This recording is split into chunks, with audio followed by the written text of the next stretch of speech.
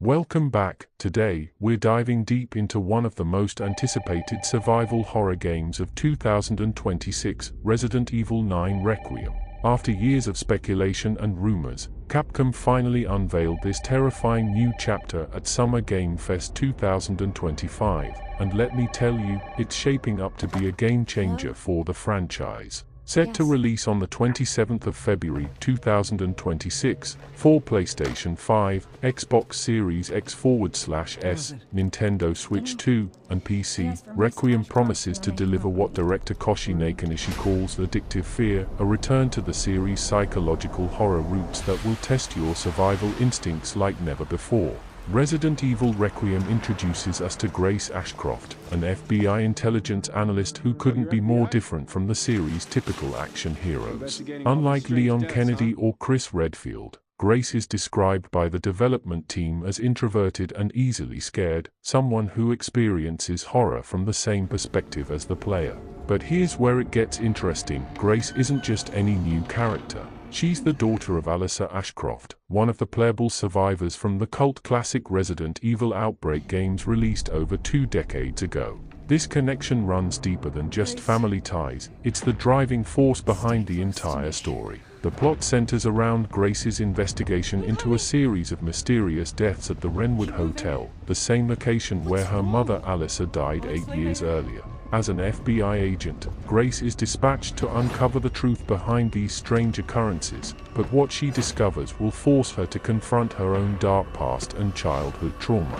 The game is set approximately 30 years after the missile strike that destroyed Raccoon City in Resident Evil 3. Director Nakanishi revealed that the development team carefully considered how the nuclear devastation would have affected different areas of the city, creating a haunting post-apocalyptic landscape that serves as the perfect backdrop for Grace's personal nightmare. While the Wrenwood Hotel serves as a primary location, players will also explore the irradiated remains of Raccoon City itself. We've already seen glimpses of the destroyed Raccoon City Police Department in the trailers, bringing back memories of Leon Kennedy's first day on the job that went horribly wrong. The developers have confirmed that they used the existing design and layout of Raccoon City from the Resident Evil 2 and 3 remakes as their foundation, then applied realistic blast zone calculations to show how different areas would have been affected by the nuclear strike. This attention to detail promises to deliver both nostalgic recognition and shocking devastation.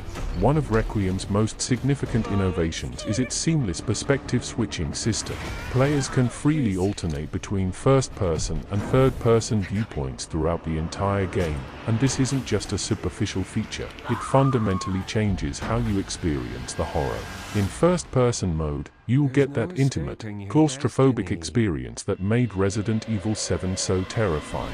Every creak, every shadow, every sudden movement feels immediate and personal. But switch to third person, and you gain tactical awareness at the cost of that visceral fear factor. What's truly impressive is how Capcom has developed perspective-specific animations and mechanics. In third-person mode, Grace will stumble and fall while being chased, adding visual tension to compensate for the reduced psychological impact of the wider field of view. It's a brilliant design choice that ensures both perspectives deliver genuine scares. Unlike the more action-oriented recent entries, Requiem firmly plants itself in survival horror territory. Grace begins the game completely vulnerable, no weapons, no backup, just her wits and whatever environmental tools she can find. The early gameplay segments focus heavily on stealth, hiding, and distraction tactics. Players will need to crouch to move quietly, hide under tables and other objects, and use items like glass bottles to distract enemies. Grace's FBI training eventually allows her to handle firearms, but the emphasis remains on survival rather than combat prowess. The game also brings back classic Resident Evil puzzle solving. These aren't just arbitrary brain teasers, they are integrated into the narrative and serve to balance the tension between exploration, story beats, and those heart-pounding chase sequences. Every modern Resident Evil game needs its iconic stalker enemy, think Mr. X, Nemesis, or Lady Dimitrescu. Requiem introduces what might be the most terrifying one yet. This creature is a grotesquely elongated female figure, standing at least 12 feet tall, wearing a tattered white gown and sporting chains around her wrists and ankles. What makes this enemy truly terrifying isn't just its appearance, it's the behavior. This stalker can crawl on ceilings, burrow through walls like Jack Baker from Re 7, and appears to be both light-sensitive and sound-reactive.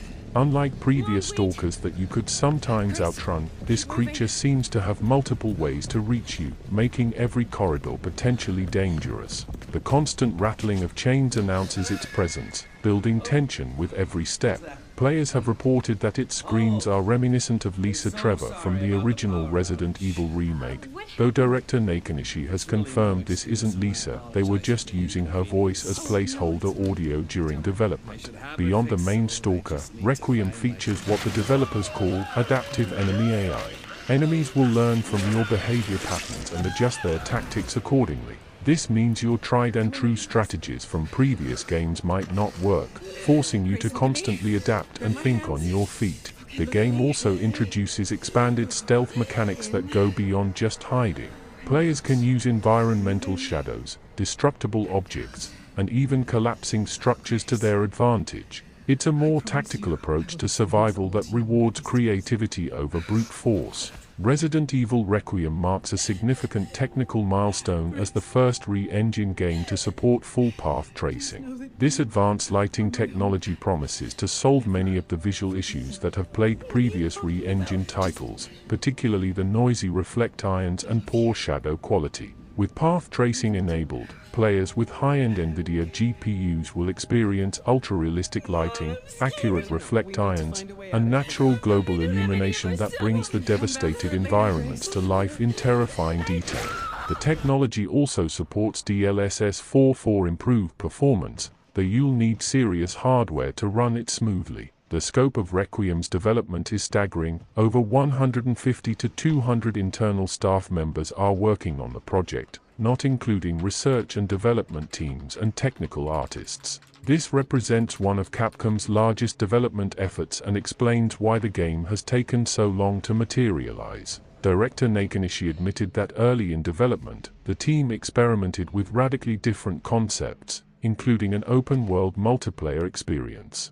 However, they ultimately decided that wasn't what fans wanted from Resident Evil, instead focusing on delivering the single-player survival horror experience that defines the franchise. Impressively, Requiem will also be available on the Nintendo Switch 2, targeting a 600p internal resolution with DLSS upscaling and ray tracing support. This represents a remarkable technical achievement, bringing console-quality visuals to Nintendo's handheld platform for the first time in a mainline Resident Evil game. While Capcom has been coy about additional playable characters, reliable leakers have consistently claimed that Leon S. Kennedy will play a major role in Requiem. Some sources suggest he might even be the true main character, with the game switching between Grace's horror-focused sections and Leon's more action-oriented gameplay. Recent leaks have even shown what appears to be Leon's new design, featuring grey hair, an aged appearance, and notably, an eye patch. However, other sources have debunked these images as fake, so we'll have to wait for official confirmation. Director Nakanishi has explained why Leon wasn't chosen as the primary protagonist. He's simply too experienced and fearless to serve the horror narrative effectively. A confident Leon wouldn't realistically be scared by the atmospheric elements that make survival horror work, so Grace was created to provide that vulnerable perspective players need. Adding another layer to the story, leakers suggest that Alyssa Ashcroft herself might be playable in flashback sequences. This would provide crucial backstory about the mysterious deaths at the Wrenwood Hotel and Grace's childhood trauma.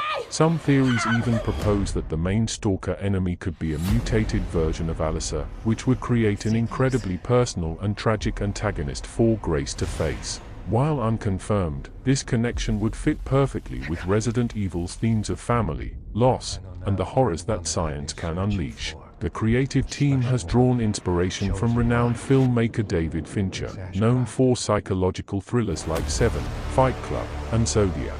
This influence is evident in the game's dark, moody cinematography and its focus on psychological tension over jump scares. The developers want players to understand that Requiem is more than just a horror game, it's a suspenseful murder mystery with deep psychological elements. This approach should attract players who might normally shy away from pure horror games, broadening the franchise's appeal. The devastated Raccoon City serves as more than just a backdrop, it's a character in its own right. 30 years of radiation, decay, and nature reclaiming the urban landscape have created a unique post-apocalyptic environment that tells the story of the T-virus outbreak's long-term consequences. Players will encounter familiar locations transformed by time and destruction, creating a powerful sense of nostalgia mixed with tragedy. The game explores what happens to these iconic places when the cameras stop rolling and the survivors move on. Recent trailers have confirmed that the Umbrella Corporation will play a significant role in Requiem's plot. This isn't entirely surprising given the game's return to Raccoon City, but it raises questions about how the supposedly defunct company is still operating decades after its apparent destruction. Some fan theories suggest that Oswald E. Spencer, Umbrella's founder, might return as the main antagonist. While Spencer was supposedly killed by Wesker in Resident Evil 5, his knowledge of the mold and other biological agents could have allowed him to fake his death and continue his experiments in the ruins of Raccoon City. Other theories point to Brandon Bailey, another Umbrella founder whose fate was left ambiguous, or entirely new villains who have taken up the corporate mantle.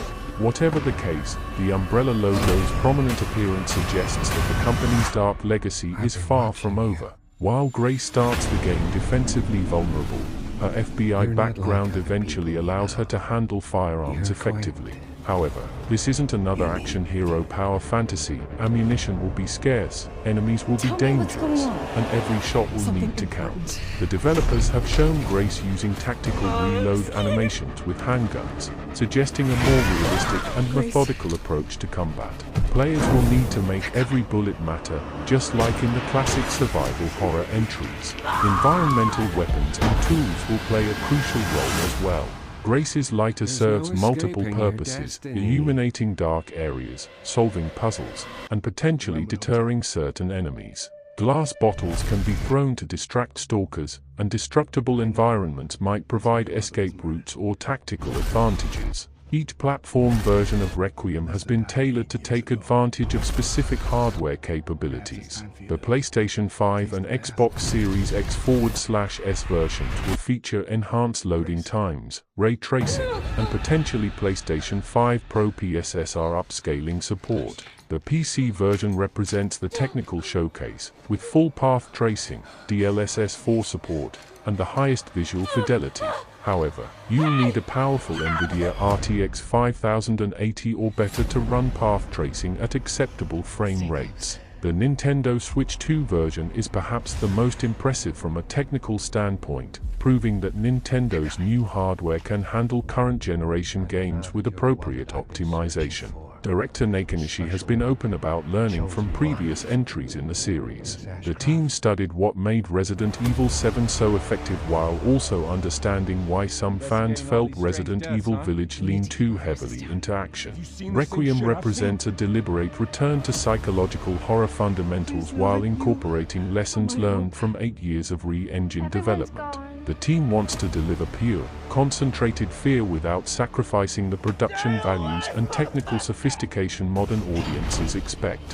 One recurring concern among fans is whether Requiem will have the enemy variety of classic entries. Recent games have focused on a smaller number of highly detailed creatures rather than the bestiary diversity of older titles. While details remain limited, the return to Raccoon City suggests we might see evolved versions of classic enemies like Lickers, Hunters, and various T-virus mutations.